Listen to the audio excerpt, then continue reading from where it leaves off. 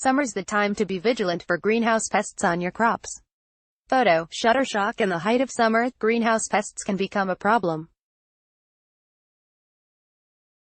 They can adversely affect the yield of greenhouse crops, so it's a good idea to keep on top of them, or even better, try to prevent them in the first place. The problem with greenhouse pests is that, in the warmth and protected environment under glass, they can proliferate rapidly. If infestations are severe, plants won't crop as well and might even die. How can I spot greenhouse pests? Luckily, most of these pests are pretty easy to spot, as long as you know what to look for. The two most common pests are red spider mite and glasshouse whitefly. Red spider mites are tiny, almost invisible, little mites, but the fine webbing that they use to clamber over plants is much more visible. You might also notice the leaves becoming pale and speckled, and, on their undersides, the mites' eggs and cast skins. The fine webbing, that's a sure sign of red spider mite. Photo: Shutterstock. Leaves that are speckled with yellow is an early symptom of red spider mite attack. Photo: Shutterstock. Glasshouse whitefly. Tiny, triangular white flies, usually fly up in a cloud if you disturb the foliage they are on.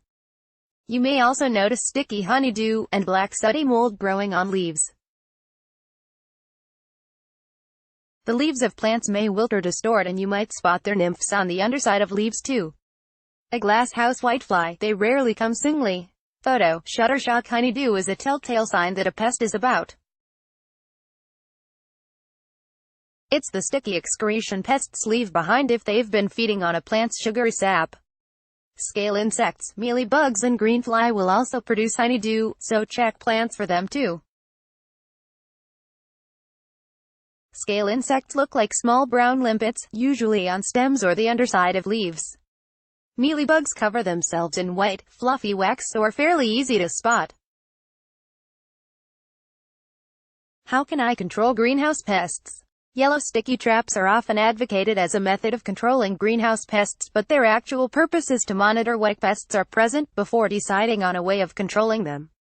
They were originally designed for use in large commercial glasshouses. In domestic greenhouses you can find they trap as many beneficial insects as bad.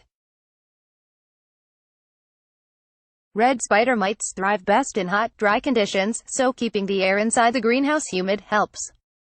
Remember to damp down on hot, sunny days. Pour a watering can of water onto the path to raise humidity.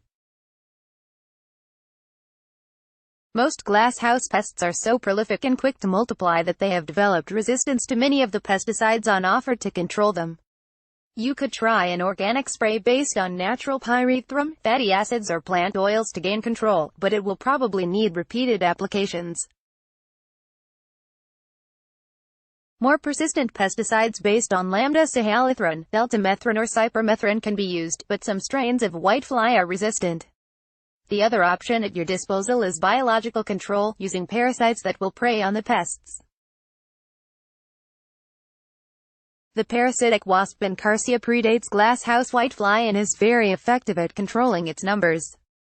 Buy a course of treatment from nematodes direct.